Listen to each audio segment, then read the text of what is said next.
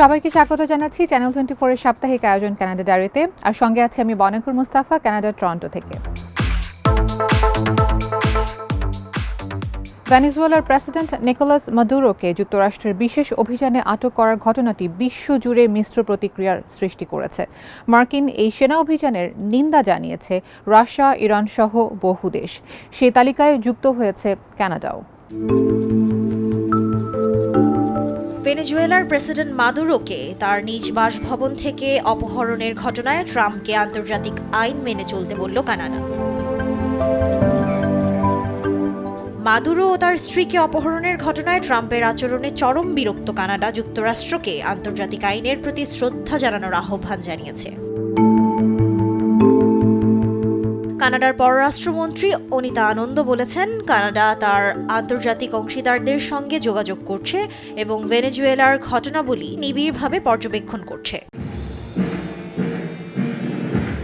ভেনেজুয়েলায় সর্বশেষ মার্কিন সামরিক অভিযানের ফলে প্রেসিডেন্ট নিকোলাস মাদুরো এবং তার স্ত্রী সিলিয়া ফ্লোরেসকে নিজ দেশ থেকে আটক করে যুক্তরাষ্ট্রে নিয়ে যাওয়ার ঘটনার পরই শনিবার কানাডার পররাষ্ট্রমন্ত্রী ট্রাম্প প্রশাসনকে আন্তর্জাতিক আইন মেনে চলার ওই আহ্বান জানিয়েছেন। তিনি আরও বলেছেন, কানাডা তার আন্তর্জাতিক অংশীদারদের সঙ্গে যোগাযোগ করছে এবং ঘটনাবলী নিবিড়ভাবে পর্যবেক্ষণ করছে। একই সঙ্গে কলম্বিয়ার বোগোটায় কনসুলার কর্মকর্তা ও দূতাবাসের মাধ্যমে কূটনৈতিক চ্যানেলে ভেনেজুয়েলায় আটকে পড়া কানাডিয়ানদের সাহায্য করতে প্রস্তুত রয়েছে।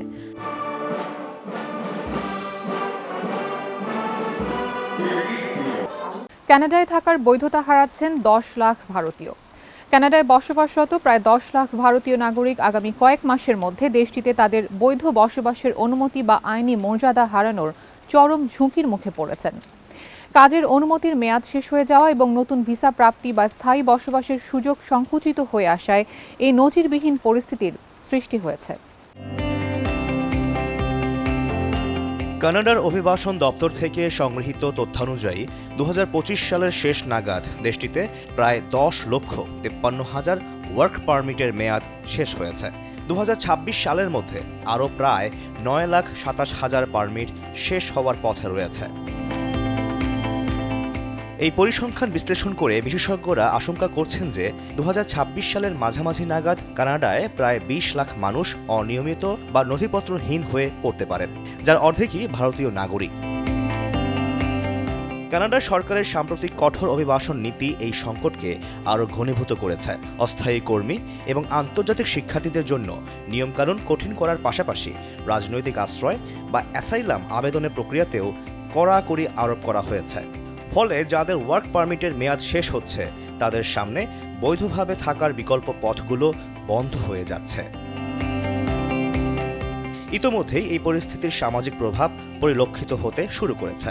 বৃহত্তর টরন্টো এলাকা, বিশেষ করে ব্রাম্পটন এবং ক্যালেডনের বনাঞ্চলে অস্থায়ী তাঁবু খাটিয়ে নথিপত্রহীন অভিবাসীদের বসবাস করতে দেখা যাচ্ছে।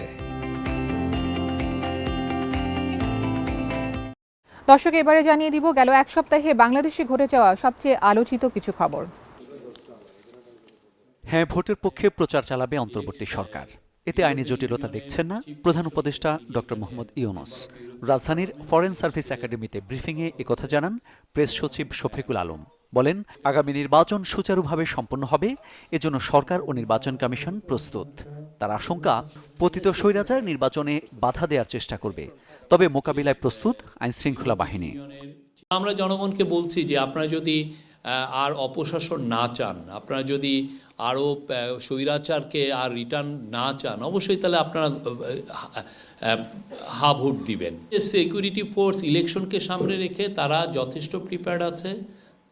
তাদের মধ্যে আমি বলেছি প্রায় 80%-এর ট্রেনিং সম্পন্ন হয়েছে। তারা এই সমস্ত যে কি বিষয় হতে পারে, কি সিচুয়েশন অ্যারাইজ করতে পারে, সেগুলো নিয়ে তারা কথাবার্তা বলছে। নির্বাচন ঘিরে সংঘাত থামাতে সরকার কার্যকর পদক্ষেপ নেবে, এমন প্রত্যাশা ইউরোপীয় ইউনিয়নের। রাজধানীতে এক ব্রিফিংয়ে ইইউ পর্যবেক্ষক দলের প্রধান ইভার্স ইজাবস এই কথা বলেন। জানান, স্থানীয় ও আন্তর্জাতিক আইন অনুযায়ী নির্বাচন পর্যবেক্ষণ করা হবে। তবে গণভোট নয়, শুধু সংসদ নির্বাচন পর্যবেক্ষণ করবেন তারা। লেভেল প্লেইং ফিল্ডের দিকে নজর রাখার পাশাপাশি ফেসবুক, টিকটক ও গণমাধ্যমকেও পর্যবেক্ষণ করা হবে বলে জানান তিনি। নির্বাচনের সময় দেশের 64 জেলায় ইউরোপীয় ইউনিয়নের প্রতিনিধি যাবে বলেও জানান ইভার্স ইজাবস। Throughout the mission, we will employ a robust and well-established methodology of a long-term nationwide observation. Our mission began its work in late December of the last year with the arrival of a core team of 210 election experts. বিশ্বকাপ নিয়ে আইসিসির সিদ্ধান্ত এখনো মেলেনি, অপেক্ষায় বাংলাদেশ।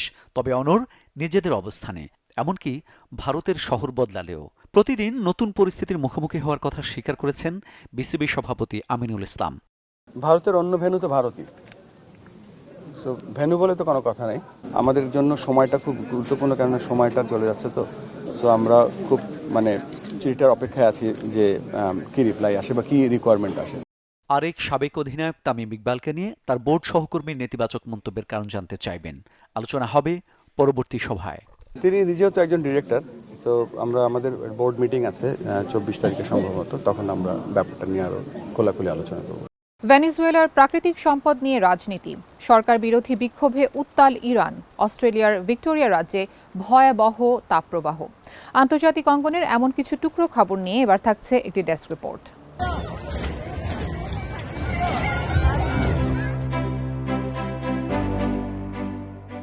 দুই সপ্তাহে গড়ালেও সরকার বিরোধী বিক্ষোভ কমার কোনো লক্ষণ নেই ইরানে, বরং তা আরও তীব্র হচ্ছে। আগুনে পুড়েছে টেলিভিশন ভবন, সরকারি অফিস, এমনকি মসজিদও। বিক্ষুব্ধ জনতার তাণ্ডব থেকে বাদ যাচ্ছে না কিছুই। বড় ছোট সবগুলো শহরই পুড়ছে বিক্ষোভের আগুনে। বন্ধ প্রধান সড়ক, নিরাপত্তা বাহিনীর দমনপীড়নে শুক্রবার রাতে সবচেয়ে বেশি সহিংস বিক্ষোভের সাক্ষী হয় ইরান। দেশটিতে এই অস্থিরতার রসদ জুগিয়েছে মার্কিন কূটনীতিতে।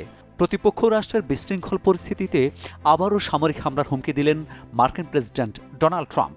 বেশ কয়েকটি শহর এখন বিক্ষোভকারীদের দখলে। এমন সংবাদে বেশ উচ্ছ্বসিত মার্কিন প্রেসিডেন্ট জানান, কয়েকদিন আগেও যা ছিল অসম্ভব তা সম্ভব করিয়ে দেখিয়েছে আন্দোলনকারীরা।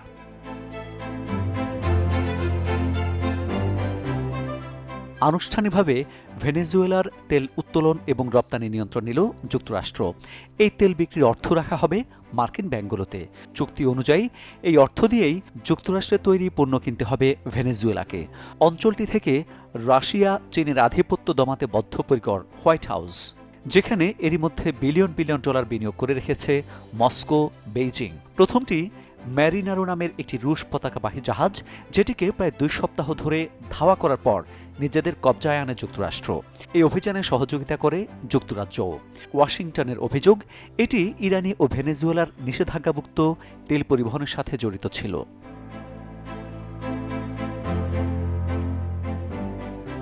অস্ট্রেলিয়ার ভিক্টোরিয়া রাজ্যে ভয়াবহ তাপপ্রবাহ ও দাবানলের আশঙ্কায় সর্বোচ্চ সতর্কতা জারি করা হয়েছে। রাজ্যটির বেশিরভাগ এলাকাকে ঘোষণা করা হয়েছে চরম ঝুঁকিপূর্ণ অঞ্চল হিসেবে। ভিক্টোরিয়ার লংউড এলাকায় দাবানলে প্রায় 36,000 হেক্টর জমি পুড়ে গেছে, ধ্বংস হয়ে গেছে অন্তত 20টি বাড়ি। এতে শিশুসহ এখনও নিখোঁজ রয়েছেন বেশ কয়েকজন। মেলবোর্নে তাপমাত্রা 42 ডিগ্রি সেলসিয়াস, আর রাজ্যের উত্তর পশ্চিমাঞ্চলে তা 45 ডিগ্রি ছাড়াতে পারে। দক্ষিণ অস্ট্রেলিয়াতেও তাপমাত্রা 46 ডিগ্রি পর্যন্ত ওঠার পূর্বাভাস দেওয়া হয়েছে। কর্তৃপক্ষ জানিয়েছে পরিস্থিতি আরও ভয়াবহ হতে পারে এবং মানুষকে সর্বোচ্চ সতর্ক থাকার আহ্বান জানানো হয়েছে। মার্কিন ভিসা বন্ডের তালিকায় বাংলাদেশকে যুক্ত করা দুঃখজনক দাবি করেছেন পররাষ্ট্র উপদেষ্টা তৌহিদ হোসেন, যার দায় তিনি চাপান অতীতের বাংলাদেশ সরকারের উপর। তিনি বলেন, তালিকা থেকে নাম মুছতে এ নিয়ে আলাপ করবেন মার্কিনীদের সাথে। ভিন্ন এক প্রশ্নের জবাবে তিনি বলেন, আপাতত ভারতীয়দের বাংলাদেশের ট্যুরিস্ট ভিসা 3টি মিশন থেকে স্থগিত করা হয়েছে। সবার জন্য যে কঠিন হবে মার্কিন ভিসা, সে ধারণা রাষ্ট্রপতি হবার আগেই দিয়েছিলেন ট্রাম্প। এবার কার্যক্রমেও তা প্রমাণ করলেন। দেশটিতে যেতে ভিসা বন্ডের যে হালনাগাদ তালিকা, সেখানে আরও 38টি দেশের সাথে নাম উঠে এসেছে বাংলাদেশেরও, যা কার্যকর হবে 21 জানুয়ারি থেকে। এর ফলে দেশটিতে ভিসা পেতে গুনতে হবে $5,000 থেকে $15,000 পর্যন্ত, যা অবশ্য ভিসার সব শর্ত পূরণ করলে ফেরত পাওয়া যাবে।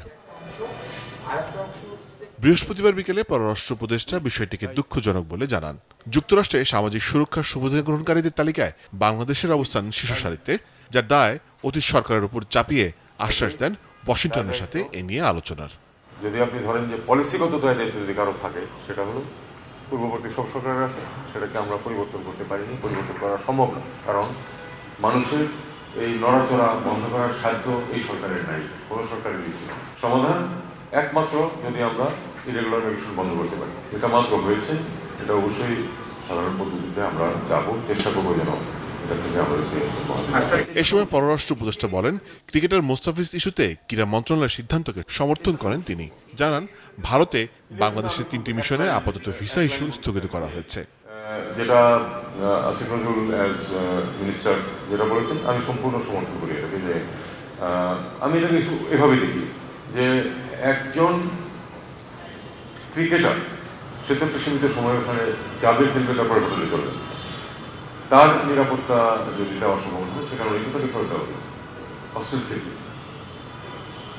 তাহলে আমার যে টিম যাবে, শুধু টিম যাবে না, টিমের সমর্থকরা তো যাবে, খেলা দেখতে যাবে লোকে, তাদের নিরাপত্তা প্রশ্ন আছে। আমরা কি করে বিশ্বাস করবো যে তার নিরাপত্তা? আমি যেটা করেছি সেটা হলো যে আমাদের যে মিশনগুলোতে সমস্যা সৃষ্টি হয়েছে, সেখানে আমরা আপাতত ভিসা সেকশন বন্ধ রাখতে বলেছি। পাকিস্তান থেকে বিমান কেনা নিয়ে এক প্রশ্নের জবাবে উত্তর পরে দেবেন বলে মন্তব্য করেন পররাষ্ট্র উপদেষ্টা। এটা আমি আজকেও বলতে পারবো না, আসলে এটা নিয়ে কথাবার্তা চলছে। দর্শক, কানাডা ডায়েরির আজকের আয়োজনে ছিল এতটুকুই। দেখা হবে আবারও আগামী সপ্তাহে একই সময়ে চ্যানেল 24-এর পর্দায়। সে পর্যন্ত সবাই ভালো থাকবেন। আর কানাডা ডায়েরি সম্পর্কে আপনাদের যে কোনো মতামত জানাতে আমাদের সঙ্গে সরাসরি যোগাযোগ করতে পারবেন কানাডা ডায়েরি @channel24bd.tv এই ঠিকানায়। ধন্যবাদ সবাইকে।